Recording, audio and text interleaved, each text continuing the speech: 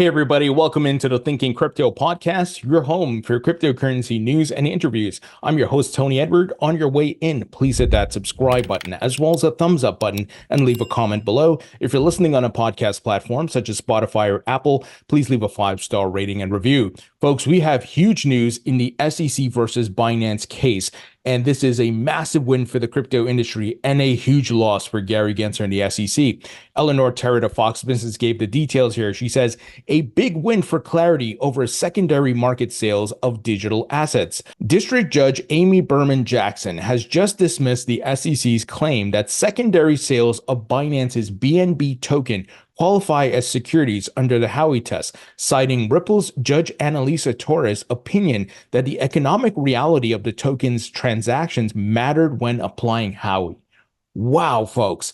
Huge win, and it puts to bed all the haters who were saying Judge Torres was off her rocker and maybe she's crazy with her ruling.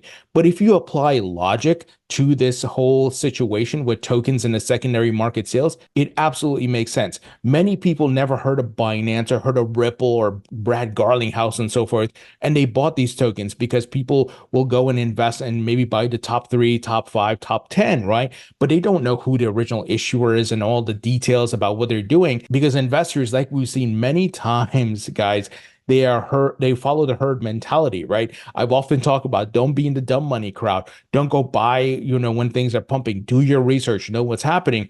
But the majority of people buying from exchanges don't know the background to these tokens. So how can you say they're securities, right? The SEC is trying to put a blanket statement out there. They're all securities. Well, that's nonsense. And even the SEC's own talking point of facts and circumstances, they're not applying that here. And this shows Gary Gensler is on the losing side of history. Congress needs to act, get clear regulations through, and get some balance between the CFTC and the SEC. Because we've seen the SEC, this is about power. It's about slowing these projects down so that JP Morgan's JPM coin and Onyx blockchain can come in and take over. And in addition, the SEC has been shaking these companies down for money. They don't care about the law. I mean, they got sanctioned in the debt box case. They got called arbitrary and capricious by the judges in the Grayscale versus SEC lawsuit. It's a mess. It's pathetic. Now, let me give you the details as to what the judge had to say. Here's a quote. The government's reliance on the assertion that the crypto assets are the embodiment of the investment contract and its argument at the hearing about the nature of the technology and the interdependence of the platform and the performance of every token is not enough, standing alone to bring secondary sales of BNB under the investment contract rubric. Moreover, the agreement is somewhat inconsistent with the singular theory that the government has been advancing since action was filed. We aren't saying that coins are securities. We are talking about investment contracts. So SEC completely off base here. They're going to lose. These judges are not idiots, and they're not going to fall for any lies and hypocrisy that we've seen coming out of the SEC and scumbag regulator Gary Gensler. Folks, huge win. Really, really massive. Eleanor also highlighted the following as to what Judge Jackson had to say. She said, Judge Jackson also says that a token nature can evolve over time, and that if a token started out as a security doesn't mean it would always stay one. Yeah, right. Even Bill Hinman was on point with this when he gave the speech about Ethereum not being a security, that something can start as a security, but over time evolve as the network becomes more decentralized, tokens are distributed globally, and there's more nodes and people, validators and so forth who are participating on the network. Eleanor asked the question. She may be the first judge to officially address this. Here's a quote. Insisting that an asset was the subject of an alleged investment contract is itself a security as it moves forward in commerce and is bought and sold by private individuals on any number of exchanges and is used in any number of ways over an indefinite period of time marks a departure from the Howey framework that leaves the court, the industry, and the future buyers and sellers with no clear differentiating principle between tokens in the marketplace that are securities and tokens that aren't. Wow. Wow, wow, wow. Well put. Well articulated as well. This is what we've been trying to say for a long time. I've had attorney John Deaton on the podcast for years talking about this, and many other folks. It's ridiculous what the SEC is trying to do. And look, disruptions at their door. They don't like it. The powers that be who have been working with the SEC and the revolving door of Wall Street don't like it, but they can't stop disruptive technology. And we're going to win, guys. We are on the winning side of history. Eleanor also highlighted that you can fully expect Coinbase, Kraken, and Consensus lawyers to use this opinion, Judge Jackson's opinion, to bolster their positions in their own litigations. And the SEC lawyers can no longer argue that Ripple ruling was merely an outlier that no other judges agree with. Boom. I love it, guys. We are on the winning side of history. Now, many different legal experts in the crypto industry weighed in. Here, Catherine Minerick, who is the chief legal officer at Uniswap, said, strong opinion from Judge Jackson, dismissing part of the SEC's Binance case. Secondary sales of BNB are indeed not securities. One quirk, because of Binance offering BNB, she left in the exchange claims, which also housed the SEC's allegations about other tokens, but with skepticism. Jackson expresses concern with the SEC's approach, not giving issuers a chance to defend themselves, not identifying the full set of assets about which the SEC takes issue. No court wants a dozen cases baked into one case, especially without the right parties or all the facts. Folks, what have I been telling you guys for years now? The SEC is throwing a whole bunch of tokens into these lawsuits against the exchanges. They're not saying why those coins are securities, and they're not litigating those individual coins and letting them have their due process. That is nonsense, right? How can you just throw a whole bunch of coins and not litigate each one of them like you did with Ethereum, like you did with Ripple and XRP, right? It's ridiculous. And I'm glad this judge is calling this nonsense out because it's utter bullshit. How can you just throw these coins in there? You need to litigate each one of them and say why they're securities, because as the SEC would like to say, facts and circumstances. Well, give us the facts and circumstances for each coin, right? But scumbag regulator Gary Gensler. This is why I call him a scumbag. Once you see these things, it makes your blood boil because we're dealing with someone who's not operating in good faith, and he's using our tax dollars and running the SEC and doing this nonsense, not abiding by the law, lying, stabbing companies in the back, and much more. It's pathetic. Here, Scott Johnson, who is a finance lawyer at Davis & Polk, says, wow, big loss for the SEC in the Binance regarding secondary sales. I was expecting this type of analysis from Falia, but Berman seems to have given it instead. He says Torres is no longer alone on an island. That's big. So you're talking about Judge Torres. Guys, I'm excited because the facts are coming out. Logic is winning here. Reason is winning here. The law is winning here. And Gary Gensler and the SEC are on the losing side of history.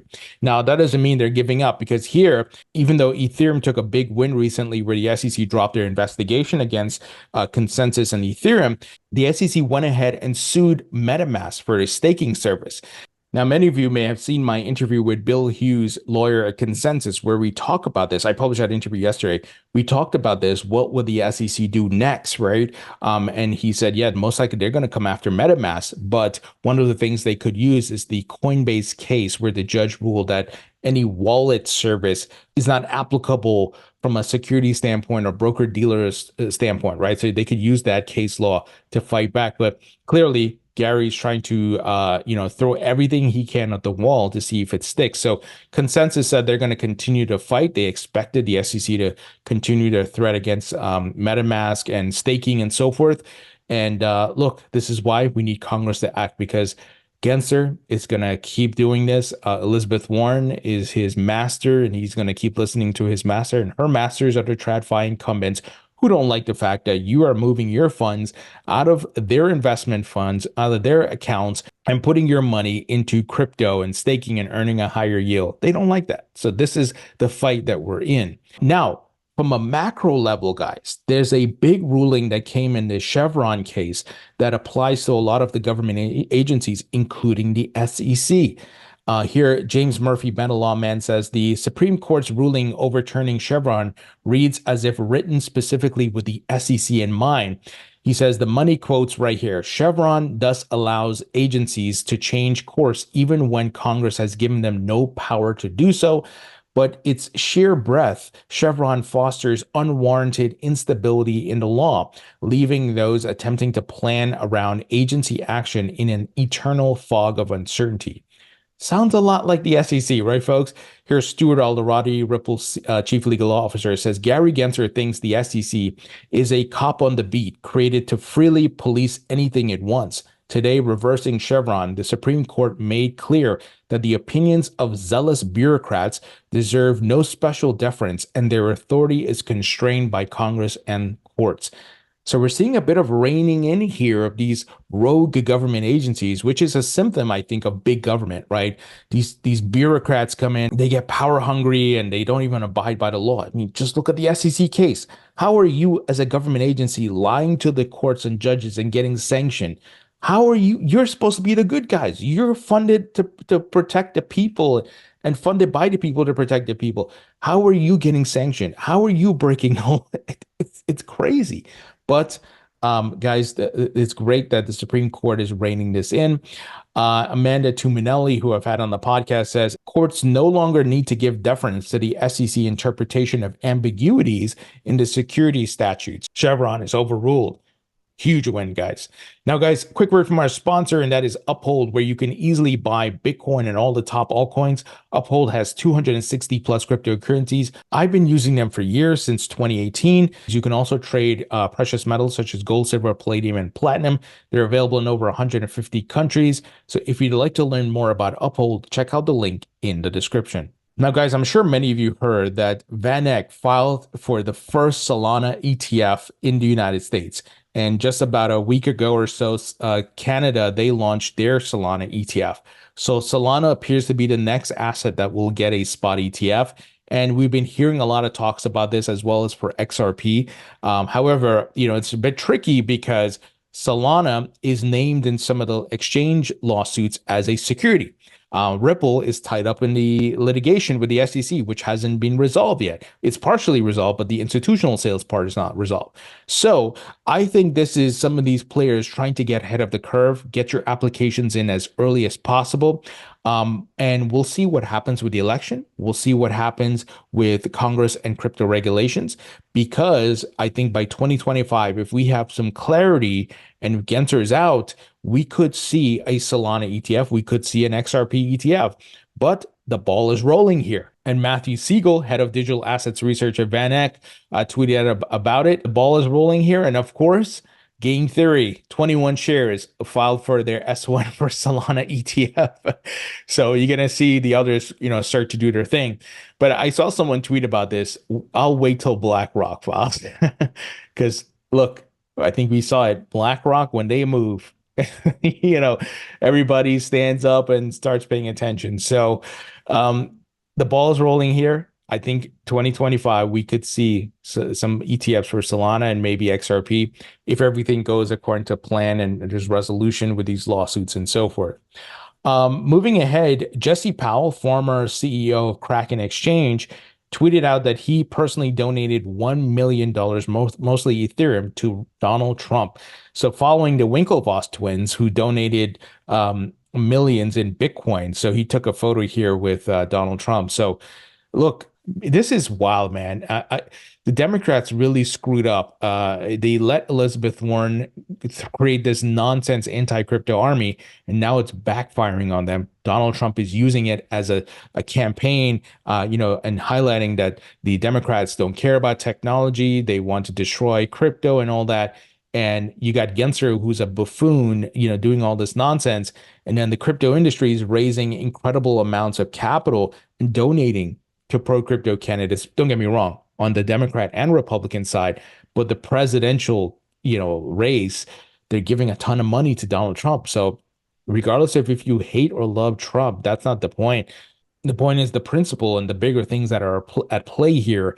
I don't think a lot of people necessarily love Donald Trump or they want to vote for him, but they see that, hey, the Democrats are so anti-crypto, trying to kill their livelihood, their business, their investment opportunities, that you're kind of forced to just go to the other side. But this is the situation. This is what was created by Elizabeth Warren and her nonsense.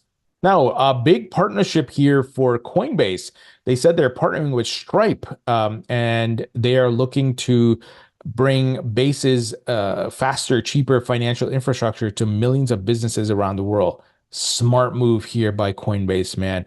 That layer two they built on Ethereum base, they're getting a lot of adoption. They're generating a lot of revenue from it, and now they're expanding the on and off ramps for it. Here, Brian Armstrong said, we're partnering with Stripe, who processed the equivalent of 1% global GDP last year, to bring the benefits of faster, cheaper crypto rails to millions of businesses around the world, including with Base and USDC. All right, final news item here. Bolivia lifts ban on Bitcoin and crypto payments, officially making it legal for financial entities.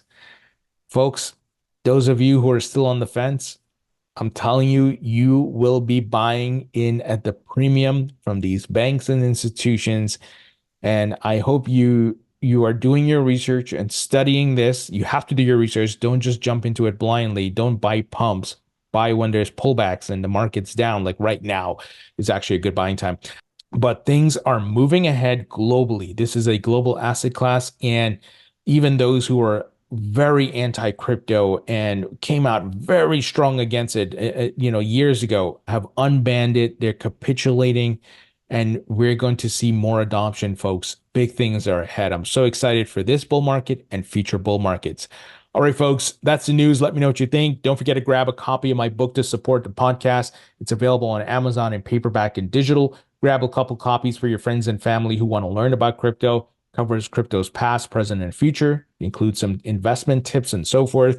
And for those of you who bought a copy already, please leave a rating and review. It would really help the book rankings and so forth. Thank you guys for your support. I appreciate you all, and I'll talk to you all later.